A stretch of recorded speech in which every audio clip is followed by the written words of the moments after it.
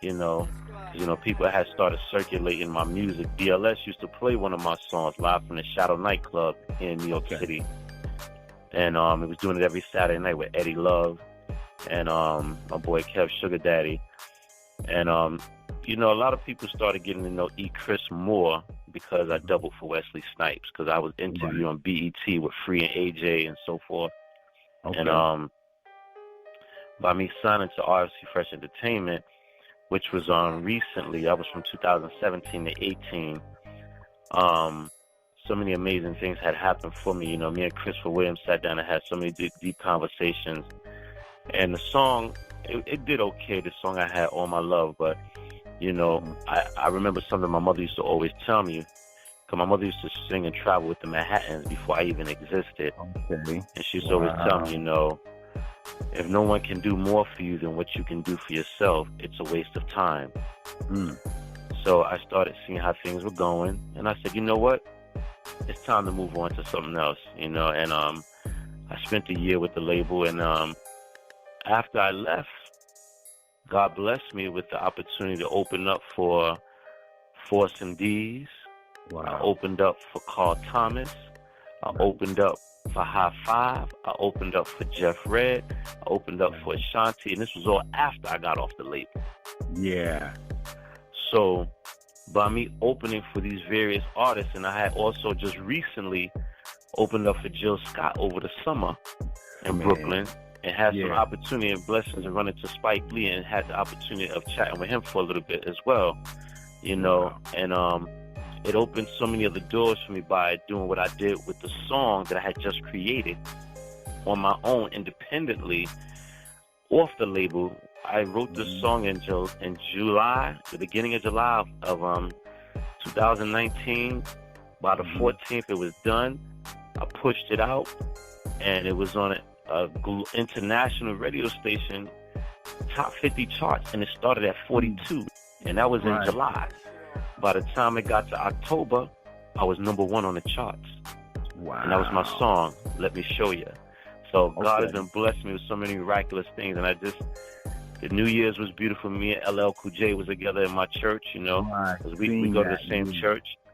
And I got to talk with him for a little bit, and, a lot of blessings has been, coming my way, and I'm so thankful for that. And, of course, I got to also give, a big shout-out to you, because you show me love and support just like everybody else, so I appreciate it. But that's me. I just gave a brief summary of me, you know what I mean? Yeah, we could do this whole thing for about an hour long, man. I know you've done so much, brother.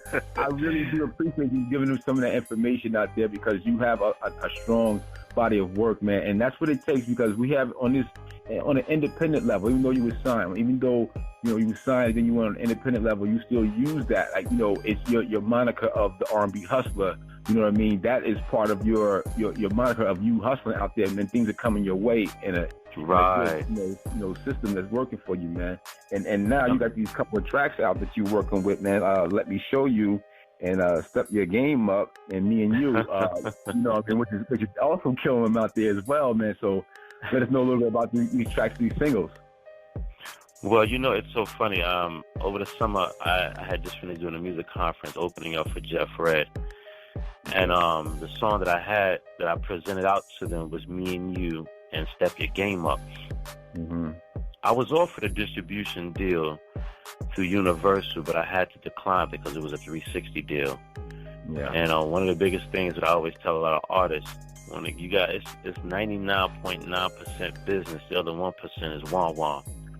You got to know the business. So, Me and You is a love song that I wrote genuinely from my heart.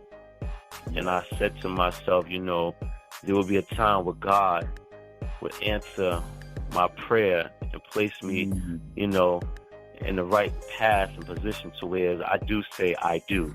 So when I think of that song, Me and You, that's a love song for those who are out there getting ready to get married. Nice. I have my queen, of course, and I'm her king. And she's a beautiful woman to me. Who knows? Only God knows what the future holds. But that's what Me and You comes into play. Okay. Step Your Game Up. Oh boy, it's like you got to be on your grind. You you can't be lackadaisy. You got to step your game up. You got to step to the plate. You know how they say that, the fellas, put your big boy pants on. The ladies, put your big girl, pants on and keep it pushing. Mm-hmm. You can't be sidetracking at the same time. That's how it is when people go out and party.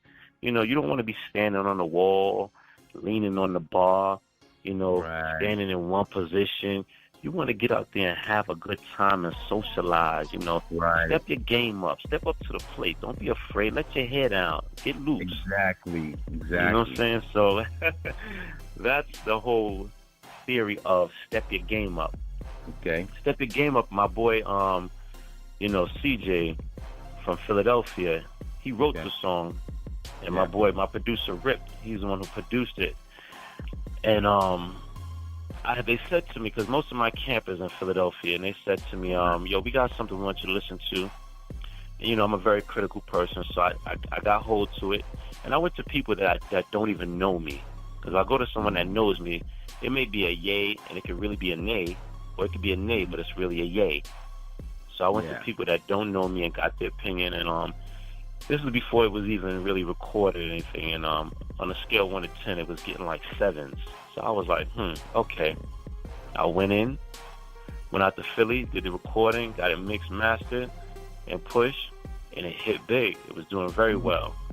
And it still catches a lot of attention even to this day, to where the point where I even had a couple of people make offers to me in regard to using it for a commercial, like Nike, like a basketball game. Step your game up. You know what I mean? Yeah. So, and like even, and I said Nike because you think of people like Jordan, and when they run up the court and they getting ready to do that layup, do you know you gotta step your game up? Oh yeah. Welcome to the party. Yeah. So it is right there. Yeah. That's in that realm. And my joint, let me show you. Well, let me show you is something I believe in straightly from my heart, especially when it comes to, actions speak louder than words. I don't want to just tell you. I want to show you. Right. That's why I say, let me show you, let me show you, let me show you, let me show you, let me show you. Right. You know what I mean? Mm-hmm. And this is going out to the ladies, because, fellas, we want to show the ladies. We don't want to just tell them, let her know that she's supreme like a queen. Let me show you what I mean. You know what I mean? Right. And I got my queen. I shows my queen. And my queen shows the king, which is me. So it goes both ways. So that the lyrics is for the ladies and the production beat is for the fellas. And my boy Rip, he's the one also who produced Let Me Show You. And I wrote the whole song to Let Me Show You. So I have it's these songs tell a story. Yeah. It's a storyline. And I got a lot more other things that I have, but I don't want to push too much out there, because I said to myself, I want to keep people in suspense, keep their minds going. You know what I mean? Right. But that's what's going on with that on top of music, Yeah. I mean, so you're doing so many things, and that's good that you're spreading out all the talents that you have, and it's keeping you going. You know what I mean? And it's a really good thing with that as well. We got E. Chris, the R&B hustler, with us right here. Now, is this going to be off of these songs are singles, or are they going to be like a EP or an up and coming album? Well, I mean, right now, as you know, in the industry, everything is a lot different now in the industry. It's not like it was back in the days where you could just put a whole album out and expect it to go gold or platinum. You know what I'm saying? That's why I just like share with you. I don't want to put too much out at the same time. Yeah. And I said, let me just circulate with the single joint and let them rock it out. Like, Let Me Show You is on iHeartRadio. Right, I wanted to get into that. Yeah, let them know about that. Yeah, say that. Yeah, no doubt. Let them know about that. Let Me Show You is on iHeartRadio. It's on Spotify. It's on Tune. Well, TuneCore is an umbrella under all that, but it's on iPad. You know what I'm saying? So it's been doing very well, very, very well, and I'm really happy about that. And it's also among other stations also that have been showing a lot of love, including yourself as well. and I appreciate the love and support. But my main objective is for everything to just keep flowing and go mainstream, to where people can hear real music and R&B and appreciate it a lot more for what R&B really is. Because some people have a misconception on R&B. R&B is not just R&B; it's called rhythm and blues. Yeah. And a lot of the stuff today is just rhythmatic. There's no blues to it. The blues comes from deep within. You know what I'm saying? So that's my whole, I was going to ask you about that, man. Like, how do you feel about how the way that the moderated R&B is right now? Because it has like a hip hop pop thing is doing to it right these days. But we're talking like crooners, like you just said, for a mention, like Melissa Morgan. Names like that, you know what I'm saying? And it's just like these people who sing, even with, you did some stuff with Case, you know what I mean? Like that's a big deal, Shaka Khan, like these are R&B, the real R&B singers, you know what I mean? Luther Vandross, like say it, you know what I mean? Like that's the kind of thing. It's like, so what do you think about how the way that music is doing right now? Because it has a simple algorithm that music plays these days. So it stays in this kind of box where the notes are being played, but some people who do R&B who could really sing an R&B song like yourself, how do you feel about how the way the music is for R&B today compared to what it used to be? Well, indeed, as you know, things do change throughout the years and time we're having, because music of today is not like it was back in the 60s or 70s or 80s or 90s. Right. And it's I look at the difference between then and now. Then R&B type of style was more longevity to it. You know what I mean? Classic. Yeah. It's classical music where it will never be forgotten. Yeah. So whereas today's R&B is not like that.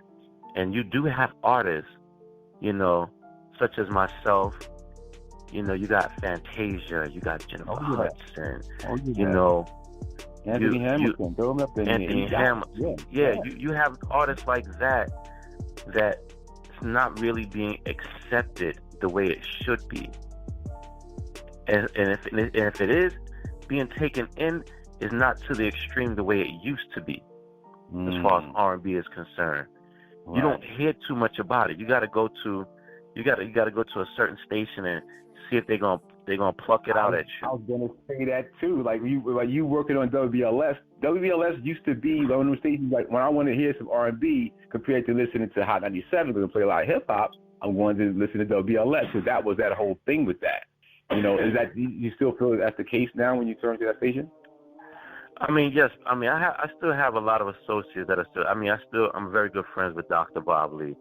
When I worked there, Bob Lee was my mentor, and he's not only my mentor, but he's a very good friend of mine as well. And I listen to different radio stations and see exactly how things are being laid out. Right. And a lot of radio stations of today, like WBLS 103.9, they're not really playing any new artists. They're not playing the new artists because they're afraid to put it out, because they're not certain of whether or not it's going to be acceptable to the listeners, and they're scared to take that chance. At the same time, like I said, it's all about marketing, but I guarantee you, if you get a good marketing team and you know that people are going to really push and take that chance and put it on that one station, other stations will start to play that same song. You know why? Because listeners will tune in to that specific station, and other stations will feel like they're being competed against and want their ratings to be up high, just like that station, and start playing it, and then it will circulate. It's like a domino effect. So when BLS was playing R&B back in the days when I was working with them, you had other stations that really weren't playing it. God bless the soul, Hal Jackson was a very good, I called him Uncle Hal. God bless him. Yes. And his wife, Debbie B, that's when you had Kiss FM and BLS playing R&B. But Kiss FM took Hal Jackson's one Sunday show and made a complete format out of it. And that's when they got more listeners to listen to 98.7 Kiss FM.